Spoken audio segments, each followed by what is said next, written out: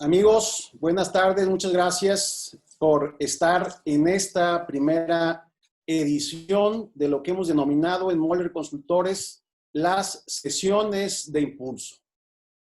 Quiero agradecerles mucho su interés en compartir como empresarios, como emprendedores, mujeres y hombres de empresa que sabemos que estamos llamados a ser protagonistas, especialmente en esa circunstancia en la que nos encontramos.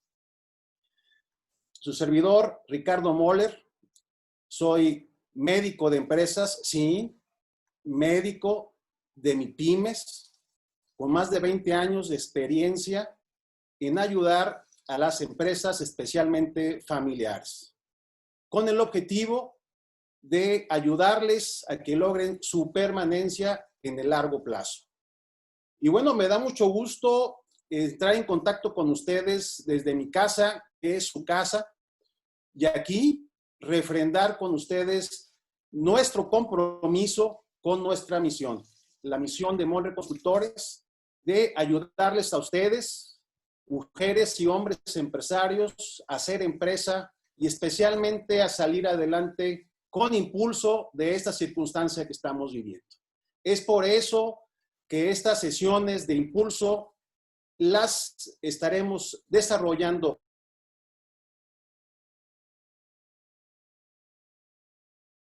por noche, hora del centro.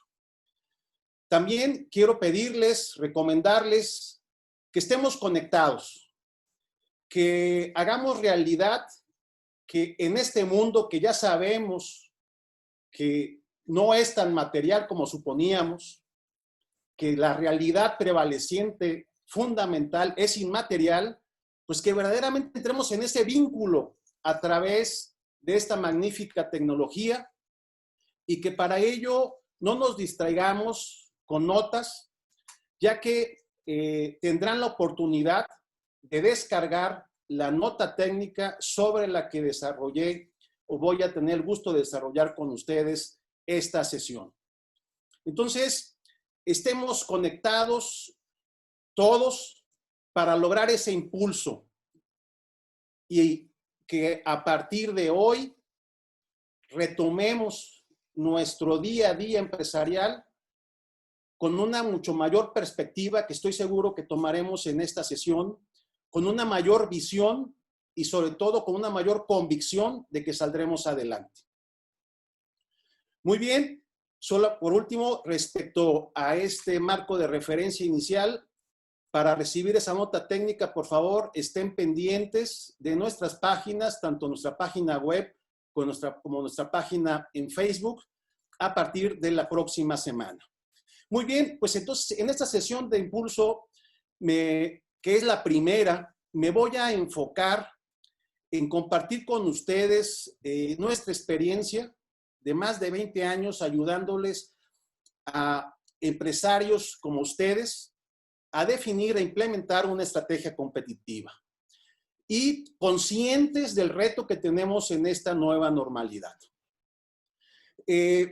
Para el desarrollo de esta sesión, les invito a que tengamos presente, a partir de este momento que los mencione, dos referencias a las que voy a ir recurriendo a lo largo de la exposición, ya sea abordando temas de experiencia de Moller Consultores o aspectos fundamentales de la metodología de estrategia competitiva. Y me refiero, por un lado, a las empresas japonesas. Les invito a hagamos un salto mental. Estamos hablando de estrategia, se vale el salto mental. Hagamos un salto mental a las empresas japonesas en 1945. Ya estoy seguro que a la mayoría les vino a la mente en 1945 el fin de la Segunda Guerra Mundial. Imaginemos cómo estaban las empresas japonesas en ese momento. Y ahora un segundo salto mental a el Japón y las empresas japonesas de 1980. Un servidor ya tenía 10 años y creo que muchos del auditorio ya también andábamos por ahí. Y ¿Qué nos viene a la mente en cuanto a empresas japonesas cuando nos ubicamos en 1980? Nos viene a la mente Honda, Sony, Canon, Panasonic, Nissan, Komatsu, Yamaha, Casio. Yo me acuerdo, mi primer calculadora, Casio. Qué sorprendente, ¿no? Qué sorprendente que las empresas japonesas, de estar en la ruina en 1945, logran en menos de 40 años colocarse en posiciones de liderazgo, no solo en su país, sino a nivel mundial. O el otro referente, Henry Ford. Pensemos en ese gran empresario. No voy a entrar en otras particularidades de la personalidad y de la vida de Henry Ford. Vamos a enfocarnos aquí en esa perspectiva de ese Henry Ford, emprendedor, empresario. Ese Henry Ford en 1873. ¿Y por qué hablo de 1873? Porque Henry Ford en 1873 es cuando ve por primera vez en su vida un motor autónomo capaz de desplazar en 4 ruedas. En 1873. Y ahora pensemos, hagamos un cuarto salto mental. Está muy alto. Al Henry Ford de 1908. ¿Y por qué me refiero a 1908? Porque en 1908 es cuando Henry Ford saca a la venta su modelo T, el primer modelo T. O sea, Henry Ford, de apenas conocer un primer motor propulsado en 1873, para 1908 ya había iniciado con la venta masiva del primer modelo T. En poco más de 30 años. Esto, ¿por qué es importante resaltarlo? Porque estamos en una circunstancia en la que pareciera que el futuro, nuestro futuro como empresarios, está comprometido. ¿Qué más comprometido que el Japón de 1945? ¿Qué más impensable convertirse en el hombre de negocios más importante de Estados Unidos, el Henry Ford de 1873, miembro de una familia rural cercana a lo que hoy es Detroit? Bien, con esto, entonces, vamos iniciando con el enfoque de esta primera sesión en lo que me permito denominar como esas creencias limitadoras, esas creencias que limitan nuestros resultados estratégicos, esas creencias que al momento de gestionar nuestra empresa se convierten muchas veces en la principal barrera de lo que pudiéramos lograr en nuestras empresas.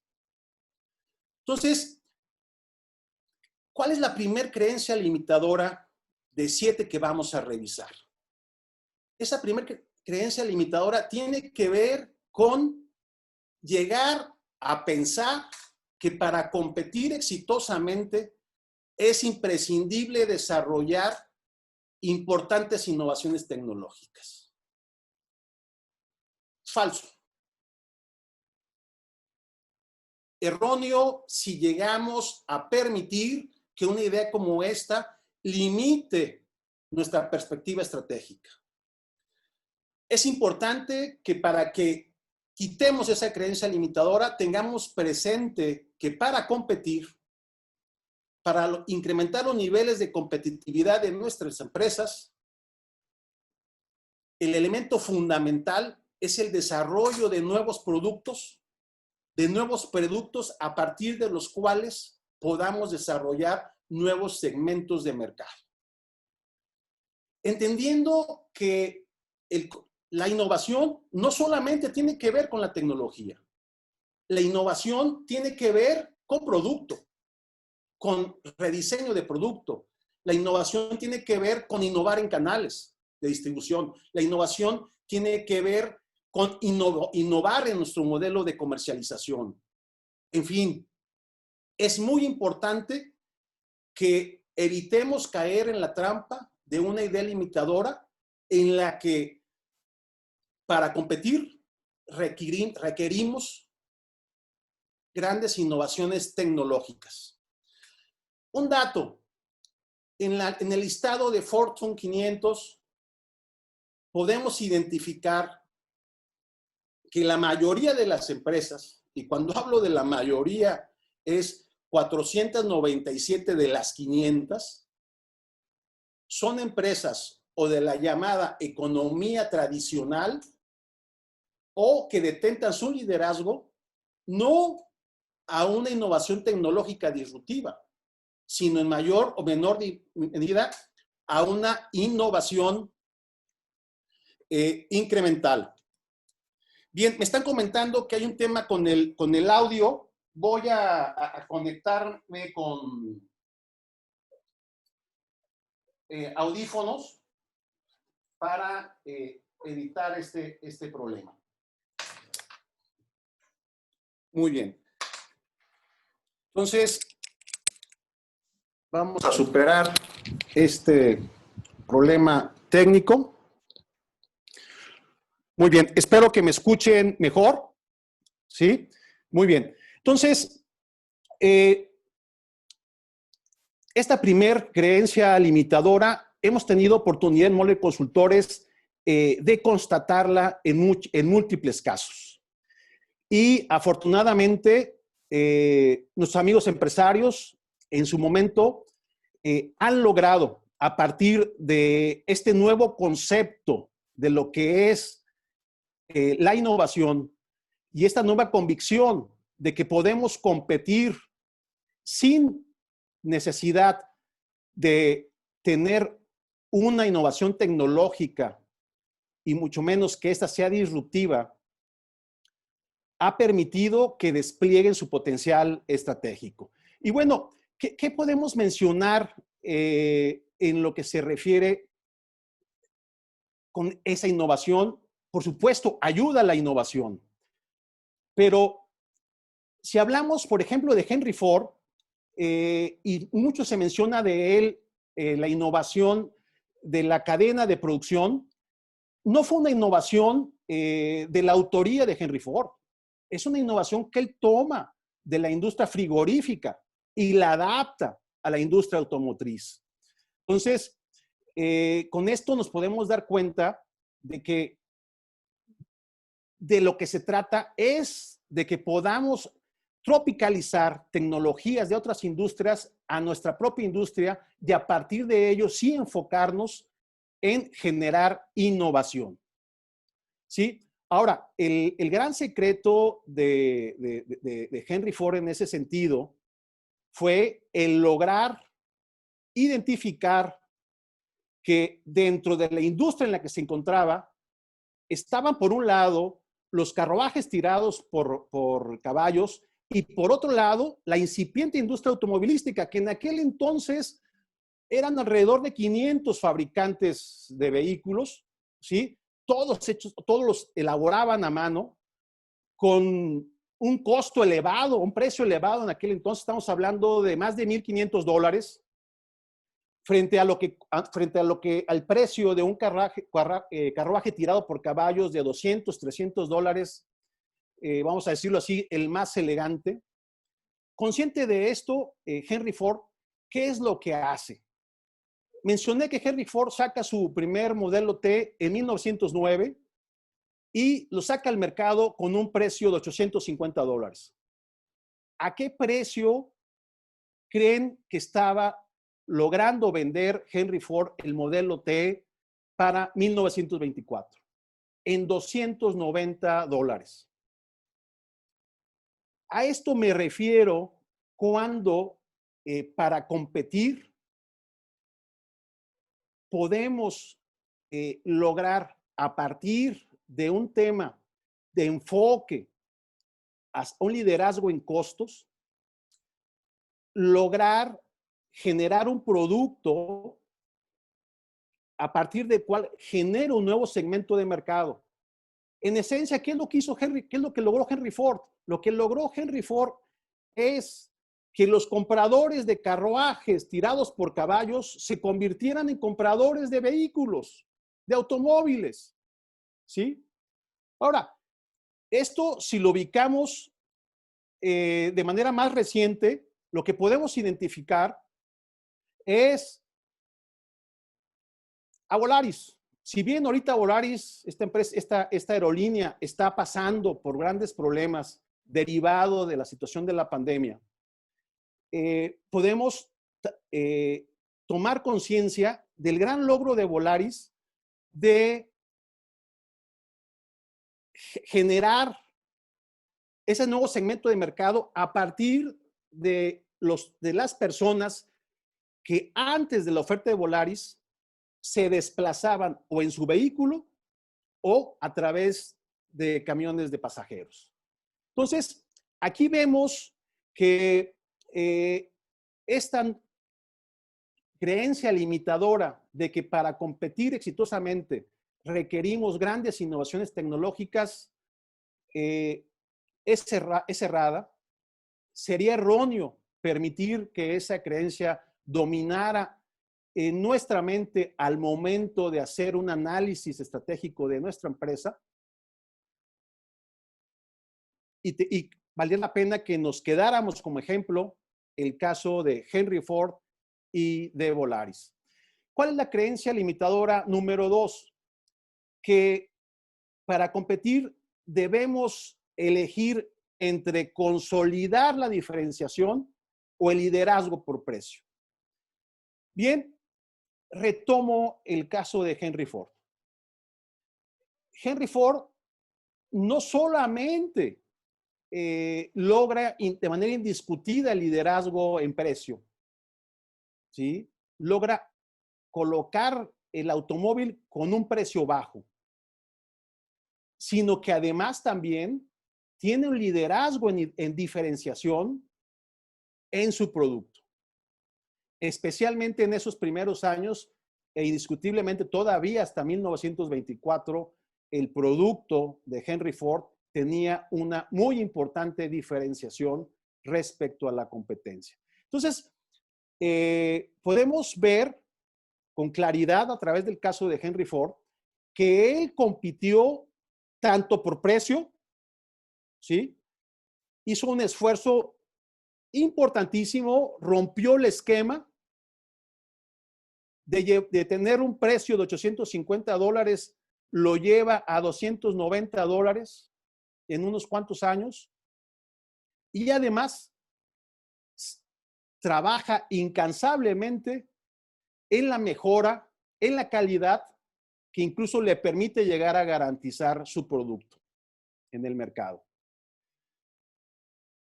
Entonces, aguas con que permitamos que nos domine la idea de que al definir nuestra estrategia tenemos que elegir o por precio o por diferenciación. Ahora, la tercera creencia limitadora, que el objetivo de la estrategia llegamos a creer que el objetivo fundamental es superar a los competidores. Por supuesto que estamos en el mercado y competimos, pero la estrategia, la verdadera estrategia competitiva que ha sido la base del éxito, y como lo acabamos de mencionar, de las empresas japonesas en los años 80, muchas de ellas hoy continúan manteniendo importantes posiciones de liderazgo, ¿sí? Es que fueron más allá, incluso más allá de solucionar las necesidades de su cliente objetivo, ¿sí? Fueron y son innovadoras. Lograron desarrollar la capacidad para generar una innovación que les permitiera llegar a generar un nuevo producto a partir del cual generaron nuevos segmentos de mercado. ¿Sí? Y esto a partir de la comprensión, una comprensión total de su industria, del entorno, de su cliente objetivo, de sus propias capacidades para generar un nuevo producto. ¿Sí? Entonces, nosotros en Molde Consultores, en ese sentido, hemos tenido la fortuna de compartir con nuestros amigos empresarios. Menciono especialmente de aquellos que participan en el sector comercio, que pudimos formar parte de sus equipos estratégicos al momento, por ejemplo, de incorporar tecnología y mejores prácticas de la industria logística al sector comercio o del comercio al detalle, punto de venta, en fin. ¿Esto qué es? Estas empresas en su momento generaron un producto que fue más allá del elemento material del propio bien y sobre todo cuando somos una empresa comercial. A ese producto material le fueron capaces de incorporarle capas y capas de beneficios intangibles a partir de eficiencia logística, a partir de soporte, servicio, en fin. Entonces, a esto nos referimos cuando nuestro objetivo estratégico, nuestra estrategia va más allá de simplemente superar a nuestros competidores.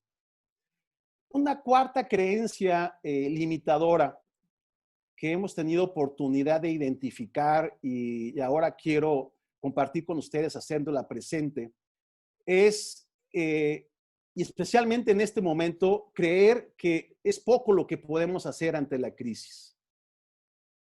Imaginen a las empresas japonesas de 1945 si hubieran creído que era poco lo que podían hacer considerando su circunstancia, considerando el entorno. Un entorno de posguerra y especialmente en su país en ruinas. Bueno, es falso. Es falso creer los japoneses de 1945, los ejecutivos, los empresarios, los accionistas de empresas, las empresas japonesas de 1945 nos demostraron, dejaron patente legado de que empresas y ejecutivos podemos hacer mucho, aún en un entorno tan adverso como el que tenía el Japón de 1945.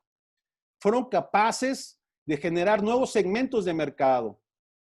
Fueron capaces de ser actores ante las fuerzas económicas. Tomaron conciencia que el fenómeno económico, que las fuerzas económicas son resultado del quehacer empresarial y no al revés. Las fuerzas económicas no tienen por qué definirnos. Está en nuestro ADN como empresario. La economía es resultado de nuestra gestión. ¿Sí? Estamos llamados a ser empresas que modelemos nuestro entorno, especialmente en este momento. La creencia limitadora número 5, el llegar a creer, como hemos constatado con muchos amigos empresarios en su momento y que juntos hemos logrado superar esta creencia limitadora, de que tenemos que adecuar nuestras metas, objetivos y especialmente los estratégicos a nuestros recursos. Si caemos en esa trampa, imaginemos cómo limitamos el potencial de nuestra empresa. Si caemos en la trampa de definir nuestras metas y objetivos en base a los recursos con los que cuento hoy, imagínense si esto hubieran hecho las empresas japonesas de 1945. Limitar mis metas y objetivos, y especialmente los estratégicos, a la situación que estaba viviendo en 1945. Nada más lejos de eso hicieron los japoneses. ¿Sí? En lugar de eso, sí, tomaron conciencia de sus capacidades. Por supuesto, no estoy hablando de caer en una situación de irrealidad. Hay que tomar conciencia de nuestras capacidades. pero para potenciarlas, no para limitarnos, para potenciarlas. Hay que trabajar en nuestras estructuras, en nuestra estructura organizacional, en la estructura corporativa de nuestra empresa, para fortalecerla. Hay que trabajar en nuestros procesos, documentarlos, trabajar en la capacitación y desarrollo de nuestra gente, para potenciar, para generar sinergia. Hay que enfocar a nuestra gente en metas que los motiven, que valgan la pena, especialmente en este momento. Especialmente en este momento, hay que ser fuente de inspiración de nuestros equipos. Hay que invitarlos a que sueñen.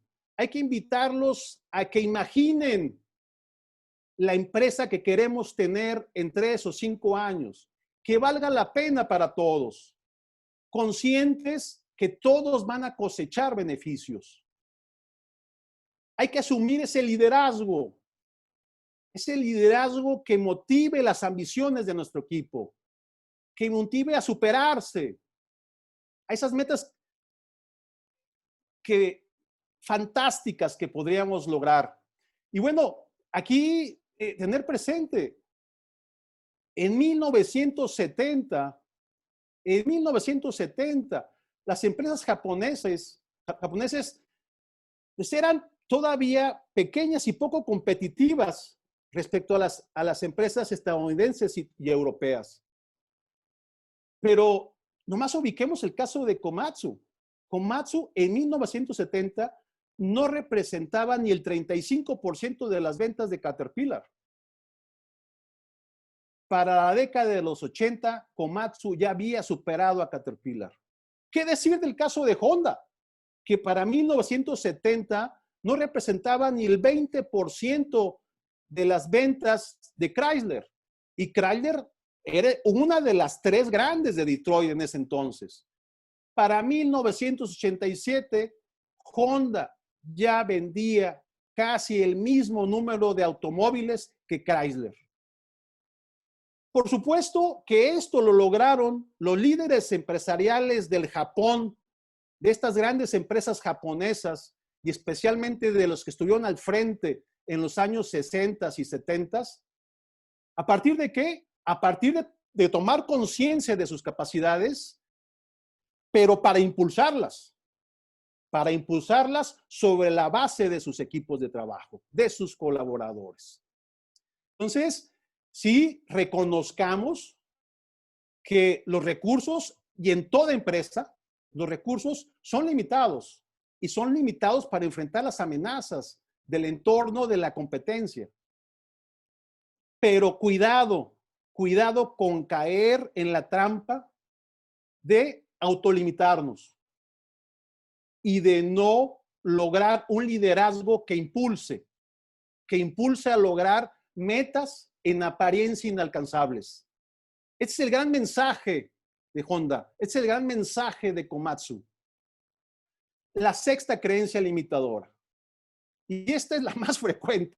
Caray, yo puedo decir que de cada 10 empresarios que he tenido el gusto de atender, muchos de ellos ahora grandes amigos, una de las cosas que me dijeron cuando empezamos a hablar de estrategia, Ricardo, la misión y la visión es rollo. Las empresas japonesas que entraron al abordaje y lograron el liderazgo a nivel global en los años 80 nos dejan el gran legado de la misión y la visión son piedras angulares de la construcción del resultado de nuestras empresas en el mediano y largo plazo.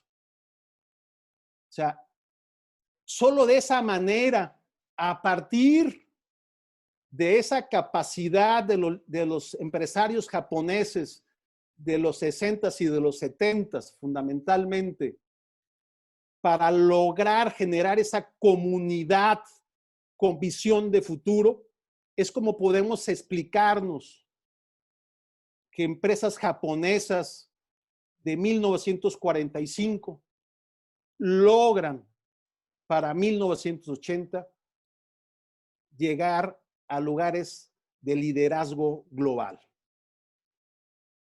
Para mí, y les invito a reflexionarlo, esto es una evidencia de que el primer gran logro, la primer gran meta que es conveniente, fundamental que logremos en materia de estrategia es crear nuestra comunidad con propósito y visión de futuro. Es lograr que nuestros colaboradores verdaderamente comprendan, verdaderamente puedan corroborar y entrar en la convicción de que su misión, la misión de cada uno de ellos es igual a la misión de la empresa. Por supuesto que también esto tiene que ver con el reto del reclutamiento y la selección. Y que cuando hagamos reclutamiento y selección, lo hagamos conscientes de esto, de que vamos por lograr esa primera gran meta estratégica, crear esa comunidad con visión de futuro. Porque solo así lograremos que nuestro equipo de colaboradores, que a nuestro equipo de colaboradores los una un propósito común, y a partir de ese propósito logremos ese impulso para construir una visión de futuro que compartamos. Este ejercicio que acabo de describir es el que los japoneses casi lo llevaron a niveles espirituales. Y me refiero a los líderes empresariales de Japón de los 60s y de los 70s. ¿Sí? Y esto fue lo que les permitió lograr esos fantásticos, sorprendentes, impensables resultados. Para ellos queda claro que el construir esta comunidad de futuro, muy importante hoy para nuestras empresas, hoy más que nunca requerimos construir esta comunidad de futuro, fue más importante que incluso evaluar a la competencia. Esto fue más importante que metas ambiciosas, sin sentido o huecas. Que su trabajo fundamentalmente, su liderazgo, estuvo enfocado en llevar la atención a la visión, lograr que su equipo de colaboradores, especialmente el más cercano, siempre estuvieran con su atención en la visión y desarrollaron esa gran capacidad de comunicar la trascendencia de la misión, la trascendencia de ese legado que estaban construyendo. Y por supuesto, promoviendo la contribución, la participación a todos los niveles.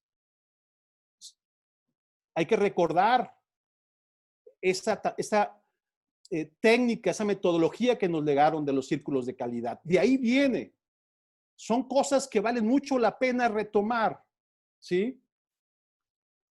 Son cosas a partir de las cuales construiremos ese necesario entusiasmo hoy en día en nuestras empresas. La séptima creencia limitadora. Creer que crecer y crecer de manera acelerada incrementa el riesgo porque podemos perder la estabilidad. Nos equivocaríamos si permitimos que esa idea domine nuestra mente, que esa creencia nos domine. Porque el equilibrio competitivo, solo el equilibrio competitivo es el que nos permite minimizar los riesgos. ¿Y qué entendemos en Moller Consultores por equilibrio competitivo? Entendemos el lograr tener un portafolio de negocios, un portafolio de productos o crear un grupo de empresas en el que exista un equilibrio en flujo. ¿Esto qué es? Tengo productos o tengo unidades de negocio, o tengo empresas que son altamente generadoras de efectivo. Bueno, esto entonces lo puedo equilibrar con productos, con unidades de negocio o con empresas que sean altamente generadores de flujo para generar ese equilibrio y neutralizar de fondo, de manera estructural, por ejemplo, el riesgo financiero. El equilibrio en las ventajas competitivas. De repente nos sucede que en nuestra empresa perdemos de vista que tenemos uno o dos productos competitivos y que el resto no son competitivos. es importante que logremos el equilibrio en las ventajas competitivas. Que todas nuestras unidades de negocio, que todos nuestros productos o que todas nuestras empresas, si somos un grupo empresarial, tengan equilibradamente ventajas competitivas para mantener la posición en el mercado. También hablamos del equilibrio en el registro y la gestión de la información. Voy a hablar desde un caso extremo, pero que sucede, que de repente el dueño, director o los directivos tienen la información y los registros en su cabeza y gestionan a partir de eso. No hay un equilibrio entre el registro y la información. Sí están gestionando la información, pero no hay un registro. No hay un registro que permita una base de comunicación para desarrollar el esfuerzo organizacional. Es fundamental el equilibrio entre el registro de la información, por supuesto de la estratégica, por supuesto de la contable, de la financiera, de la operativa, ese necesario equilibrio para evitar desde riesgos estratégicos, operativos o financieros. El equilibrio en las inversiones. Me voy desde un caso extremo en el que de repente las principales inversiones tienen que ver, perdón, con los gustos del principal accionista, ya sea automóvil, cambio de automóvil a la señora, casa, se vale, pero si lo hacemos de manera equilibrada, si efectivamente las inversiones en nuestra empresa están siendo equilibradas de invertir lo que requiere el fortalecimiento de nuestras actividades clave, de nuestras bases de competencia en nuestra empresa, con el resto de las inversiones que pudiéramos contemplar en nuestra empresa o en lo personal. El equilibrio en la dirección y ejecución en todos los niveles. El equilibrio entre los accionistas y el consejo de administración. El equilibrio entre el consejo de administración y el comité directivo. El equilibrio entre el comité directivo y los gerentes. El equilibrio entre los gerentes y todos los colaboradores. A esto nos referimos en Moller Consultores como el equilibrio competitivo. Este equilibrio competitivo es el que verdaderamente de fondo neutraliza los principales riesgos para la permanencia de nuestra empresa. Ya una vez que hemos revisado estas 7 creencias limitadoras, que también nos permitieron tener un marco de referencia sobre la estrategia, ahora vamos entrando a el proceso estratégico. Y cuando hablamos de proceso estratégico, es fundamental hablar de información. La información es un requerimiento fundamental de la mayor relevancia para nuestro proceso estratégico, a tal grado que la calidad del proceso estratégico depende de la calidad de la información que proveamos. La efectividad de la estrategia que lleguemos a definir depende de la calidad de la información. Es fundamental que esa información la verifiquemos. Es importante que tengamos conciencia que no toda la información es útil y que de repente nos podremos estar perdiendo en un mundo de información y mucha de ella no es relevante. Y en el mejor de los casos, caemos en un desenfoque o, desgraciadamente, llegamos a tomar decisiones equivocadas. ¿Qué información es en la que conviene que nos enfoquemos? Fundamentalmente hay 3 grandes bloques de información y dentro de ellos hay puntos muy específicos, los vamos a detallar. La información que tiene que ver con las características de la industria. Segundo, la información de los ámbitos o bases de competencia en nuestra industria y que tienen que ver con nuestra empresa y el entorno. Cuando hablamos de las características de la industria, estamos hablando de información que tiene que ver con los competidores actuales y futuros. Información de productos sustitutos. Información de los tipos de clientes que están en mi industria. Información de la oferta de insumos, materias primas o mercancías si soy una comercializadora. Información del nivel de competitividad de los participantes en mi industria. Información del dinamismo tecnológico en mi industria y de la sustentabilidad. Estos son los puntos en los que conviene que me enfoque para no perderme cuando estamos hablando de llegar a comprender las características de mi industria. Llegar a tener una comprensión efectiva. ¿Por qué? Y aquí viene algo muy importante, muy relevante. Las características de nuestra industria, si nos damos la oportunidad de analizarlo detenidamente, son las que terminan influyendo de manera determinante en los precios que prevalecen en nuestra industria, los costos que prevalecen en nuestra industria y los montos de inversión requeridos para mantenernos en el mercado. Entonces, vayámonos a la fuente, que son esas características de la industria para que podamos tomar decisiones más acertadas en materia de precios, costos e inversión. Y sobre todo, en la medida que lleguemos a la comprensión de esas características de la industria, vamos a lograr impactar en esas características y sobre todo lograr eso con lo que sueña un servidor, que como empresarios lleguemos a influir en las características de cada una de las industrias en las que participamos para ser factores de bienestar, especialmente en esta nueva normalidad. Los empresarios estamos llamados a ser factores de bienestar a partir de desarrollar nuestra capacidad para influir en nuestras industrias y lograr un mayor nivel de bienestar. Ahora, también en materia de información es relevante los ámbitos de competencia. ¿Y a qué me refiero con ámbitos de competencia? Los ámbitos de competencia en toda industria y toda empresa está sujeta a estos ámbitos de competencia y los voy a mencionar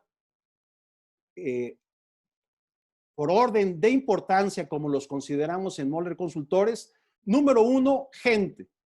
La gente, nuestra gente como el principal factor de competencia. 2, la cultura. Es fundamental tomar conciencia de qué cultura hemos venido forjando en nuestra empresa, porque nos vamos a dar cuenta que esto tiene que ver el día de mañana con la base estratégica, el enfoque estratégico que tomemos para competir. Imaginemos que estamos en una industria en la que a partir de nuestras capacidades para competir, para mantenernos en el largo plazo, tenemos que competir con precio y tenemos una cultura empresarial orientada, enfocada al glamour. Nos encantan las empresas, las oficinas lujosas, los autos de lujo, viajar en primera clase. Simple, sencillamente no va a ser viable nuestra estrategia de competencia en una cultura en esas condiciones. Por el contrario, tenemos que desarrollar una cultura en la que disfrutemos y apreciemos la austeridad para poder desarrollar un modelo de competencia de bajo costo. A esto me refiero con cultura. Innovación. Nuestra capacidad para innovar como tercer base de competencia.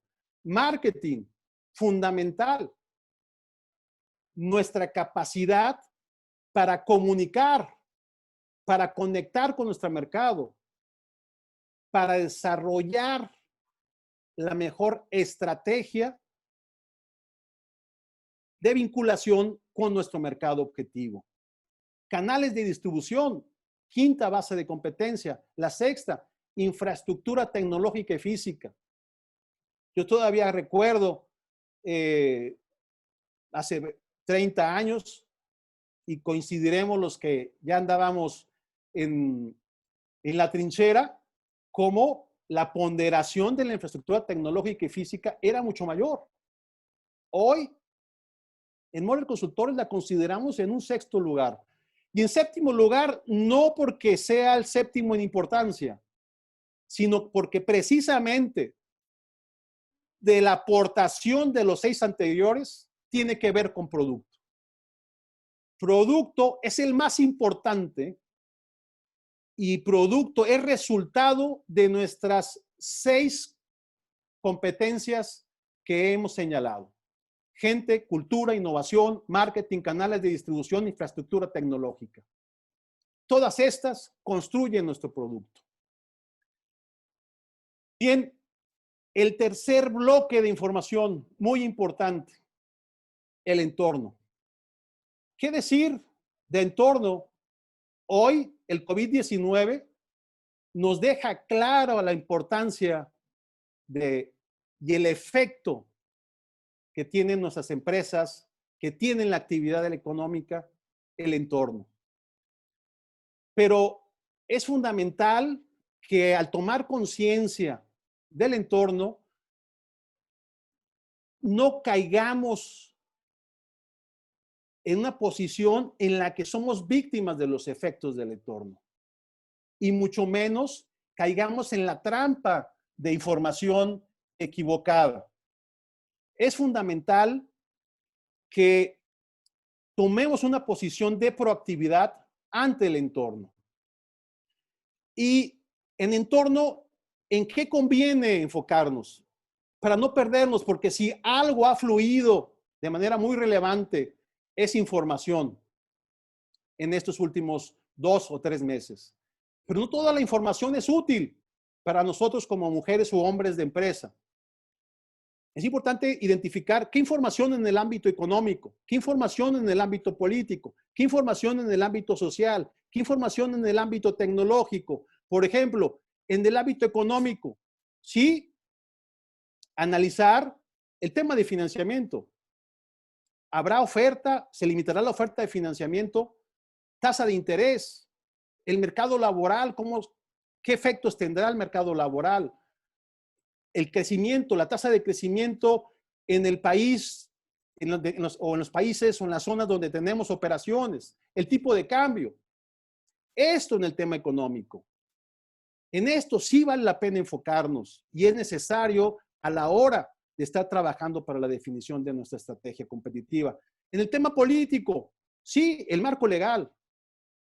¿Qué cambios al marco legal que tiene que ver con mis operaciones se está dando o se pudiera dar? ¿Surgirán subsidios que pueden afectar y distorsionar el mercado? ¿Permisología? ¿Los permisos se convertirán en barreras de entrada? Sí, no. ¿El marco fiscal? ¿Habrá cambios en el marco fiscal? ¿Habrá certeza fiscal? ¿Proteccionismo? Estos son los temas en el tema político. Meternos en más sería probablemente perdernos y desenfocarnos. En el tema social, ¿qué impacto tiene mi producto en el mercado en ese momento? ¿Qué impacto tiene mi producto o podría tener en cuanto a las costumbres, tendencias en el desarrollo social, creencias, tema moral? En fin, esto tiene que ver en el tema social. Por supuesto, también el tema de salud, ¿sí? Hoy lo estamos viendo con mucha claridad. En la perspectiva tecnológica dentro del entorno, hay desarrollos novedosos, hay nuevos métodos operativos, hay cambios en el tema operativo, en los métodos operativos, investigación y desarrollo, cuáles son las tendencias en investigación y desarrollo, en mecanismos de distribución, en fin. Con esto estamos cerrando el tema, lo que tiene que ver con información, que es de la mayor relevancia dentro de un proceso estratégico, buscando definir una estrategia competitiva. Ahora, el proceso de análisis y evaluación y para toma de decisiones en materia de la estrategia competitiva. Bueno, ya una vez que hicimos el análisis del entorno, de la industria y de la empresa, es fundamental que lleguemos a poder contestarnos preguntas como ¿cuál es el peso específico de mi empresa en la industria en la que estoy? ¿Cómo impactan las características de la industria y la situación del entorno en mi empresa? ¿Qué capacidad tengo para neutralizar esos efectos del entorno y de la industria? ¿Cuáles son mis principales fortalezas? ¿Qué respuestas son factibles?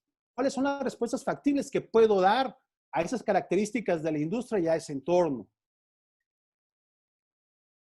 De la calidad de respuesta a estas preguntas, podré evaluar si he concluido o no ese análisis del entorno, de la industria y de la empresa. Al concluirlo, puedo pasar a la evaluación de la empresa. Y al hacer la evaluación de la empresa, iniciar por evaluar la visión. ¿La visión en mi empresa merece el esfuerzo y el compromiso de mis colaboradores? ¿Es factible que logre menores costos y gastos en mi empresa? ¿Es posible que mejore la gestión de la calidad en mi empresa? ¿Qué puedo lograr todavía en materia de desarrollo organizacional? ¿Qué puedo lograr en tema de alianzas? Mis capacidades, ¿debo de aceptar que son hoy solo para imitar a la competencia? ¿O tengo ya capacidades para innovar? ¿Tengo capacidad para anticiparme a los competidores? En fin, esas son preguntas que tienen que ver con la evaluación de mi empresa. En la medida que logre responder estas preguntas, es que estoy completando una evaluación fundamental para entonces, ahora sí, definir la estrategia. Y para definir el enfoque estratégico, básicamente es concentrarnos en 3 pilares. Soy capaz, con todo lo que ya analicé, de competir en precio. ¿Soy capaz de competir por diferenciación o soy capaz de competir por segmento, por nicho? Aguas, lo mencionamos dentro de las creencias limitadoras. Esto no significa que si resultado del análisis de la evaluación defino que voy a competir por diferenciación, que no desarrolle los esfuerzos necesarios para mantener un precio competitivo. Tengamos presente a Henry Ford en este caso, ¿sí? Ya una vez que logro esta definición, ¿sí? En base a mis capacidades, en base a la industria en la que estoy, a las condiciones de la industria, voy a competir por precio, por diferenciación o por nicho. Entonces también responderme a preguntas fundamentales. ¿Cómo van a reaccionar mis competidores ante mi definición estratégica? ¿Qué efectos voy a generar en las características de la industria? Por supuesto, esto que tiene que ver con el tamaño de mi empresa. En la medida que tengo un mayor tamaño, tengo un mayor peso en la industria y puedo llegar incluso a influir. Y por último, precisar. Es fundamental llegar a precisar las fases de mi estrategia, las tácticas de mi estrategia, las actividades clave, responsables, fechas, compromiso para la realización de cada una de esas actividades, indicadores de verificación de que efectivamente se cumplieron con esas actividades, con esas tácticas, con esas fases y la periodicidad. Con esto ya tenemos nuestra estrategia competitiva definida y estamos listos para implementarla y ejecutarla. Bien, quisiera en estos últimos 5 minutos poder atender, si es el caso, de preguntas, sino para entrar a algunas conclusiones finales. En esto nos va a ayudar mi socia Judith Salcedo en el caso de que tengamos preguntas, sino para pasar a temas de conclusiones finales. Sí, es correcto, Ricardo. Tenemos, bueno, un comentario y pregunta de uno de nuestros participantes en Zoom. Bien, entonces voy a pasar a conclusiones y aquellas preguntas tendremos el gusto de atenderlas, las atenderemos de manera posterior vía correo electrónico. ¿Qué conclusiones? Ricardo, ¿me escuchas? me gustaría que conserváramos. Número uno, la estrategia nos permite adaptarnos al entorno y esto es fundamental hoy porque el entorno cambió totalmente bases de competencia y características de industria. A partir de estrategia vamos a poder lograr definir esa fórmula que nos va a permitir competir, alcanzar más y mejores metas. Todas nuestras empresas están ejecutando una estrategia.